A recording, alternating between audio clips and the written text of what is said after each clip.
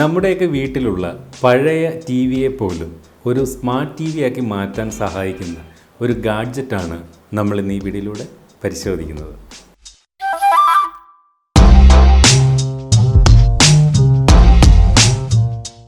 ആദ്യമേ പറയട്ടെ, നിങ്ങൾ ഇനിയും ഈ വീഡിയോ ചാനൽ സബ്സ്ക്രൈബ് ചെയ്തിട്ടില്ലെങ്കിൽ ഇപ്പോൾ തന്നെ ഈ വീഡിയോയുടെ താഴെ സബ്സ്ക്രൈബ് എന്ന് പറയുന്നൊരു ബട്ടൺ കാണാം. അത് ക്ലിക്ക് ചെയ്തുകൊണ്ട് സൗജന്യമായി സബ്സ്ക്രൈബ് ചെയ്യാം. അങ്ങനെ സബ്സ്ക്രൈബ് ചെയ്യുമ്പോൾ അതിൻ്റെ വലത് സൈഡിൽ ഒരു ബെല്ലൈക്കൺ കാണാം. അതുകൂടി ക്ലിക്ക് ചെയ്തിരുന്നാൽ ഈ വീഡിയോ ചാനൽ തയ്യാറാക്കുന്ന വീഡിയോകൾ യൂട്യൂബിലേക്ക് അപ്ലോഡ് ചെയ്യുമ്പോൾ തന്നെ നിങ്ങളുടെ മൊബൈലിലേക്ക് ഒരു നോട്ടിഫിക്കേഷൻ എത്തുകയും അപ്പോൾ തന്നെ നിങ്ങൾക്കവ കാണാൻ സാധിക്കുകയും ചെയ്യും. സ്മാർട്ട് ടി വി എന്നാൽ ഇൻ്റർനെറ്റ് ഉപയോഗിക്കാൻ സാധിക്കുന്ന, ഇൻ്റർനെറ്റ് ഉപയോഗിച്ചുകൊണ്ട് യൂട്യൂബും മറ്റും കാണാൻ സാധിക്കുന്ന തരം ടി വികളാണ്. നിങ്ങളുടെ പഴയ ടി വിയെ സ്മാർട്ട് ആക്കണമെങ്കിൽ നിങ്ങൾ ഈ കാണുന്ന ഒരു ഉപകരണം വാങ്ങി നിങ്ങളുടെ ടി വിയുമായി കണക്ട് ചെയ്യണം. H96 H2 Max എന്നാണ് ഈ ഒരു ഡിവൈസിൻ്റെ പേര്. ഈ ഡിവൈസ് നമ്മുടെ വീട്ടിലുള്ള വൈഫൈ കണക്ഷനുമായി കണക്റ്റ് ആക്കിയ ശേഷം ടി വിയിലേക്ക് ആ കണക്ഷനെ എത്തിക്കുകയാണ് ചെയ്യുന്നത്. ഇതിനെ ആൻഡ്രോയിഡ് ടി വി ബോക്സ് എന്നാണ് അറിയപ്പെടുന്നത്.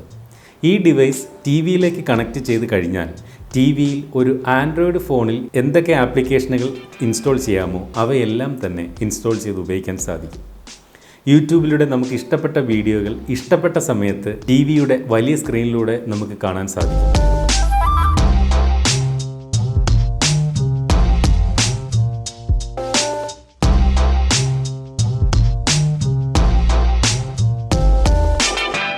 കൂടാതെ നമുക്കിഷ്ടപ്പെട്ട ആൻഡ്രോയിഡ് ഗെയിമുകൾ ഇൻസ്റ്റാൾ ചെയ്ത് വലിയ സ്ക്രീനിൽ കളിക്കാനാകും. ഇതുകൂടാതെ നമ്മൾ ഇതിനോടൊപ്പം നിരവധി ആപ്ലിക്കേഷനുകൾ ഈ ആൻഡ്രോയിഡ് ടി വി ബോക്സിൽ തന്നെ ഇൻസ്റ്റാൾ ചെയ്തിട്ടുമുണ്ട്.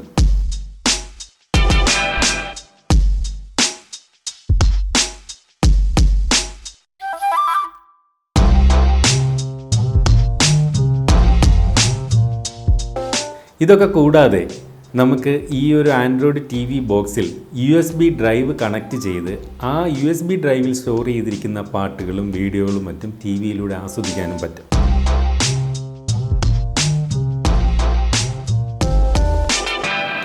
HDMI കേബിൾ ഉപയോഗിച്ചുകൊണ്ടോ അല്ലെങ്കിൽ സാധാരണ ടി വിയുടെ ഓഡിയോ വീഡിയോ കേബിൾ ഉപയോഗിച്ചുകൊണ്ടോ നമുക്ക് ഈ ഒരു ഡിവൈസിനെ നിങ്ങളുടെ ടി വിയുമായി കണക്റ്റ് ചെയ്യാം.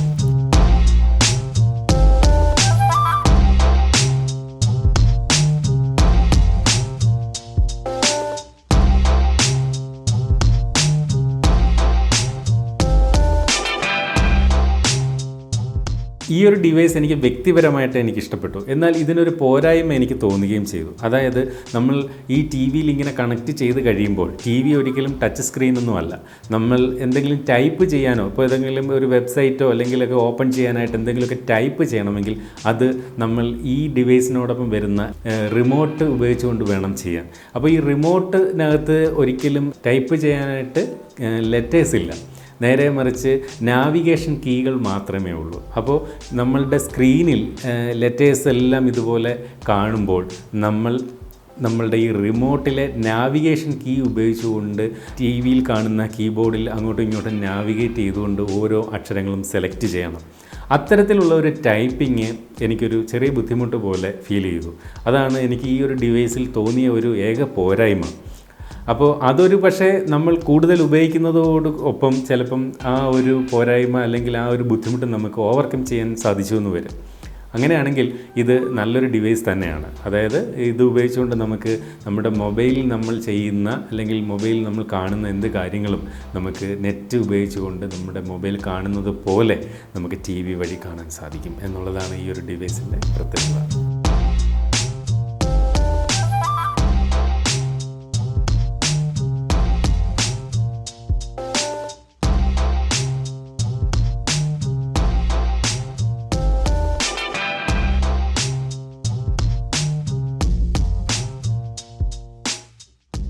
അപ്പോൾ ഈ ഒരു ഡിവൈസ് നിങ്ങൾ വാങ്ങാൻ ഉദ്ദേശിക്കുന്നെങ്കിൽ ബാങ്ക്ഗുഡ് എന്ന് പറയുന്ന സൈറ്റിൽ നിന്നും ഇത് വാങ്ങാവുന്നതാണ്.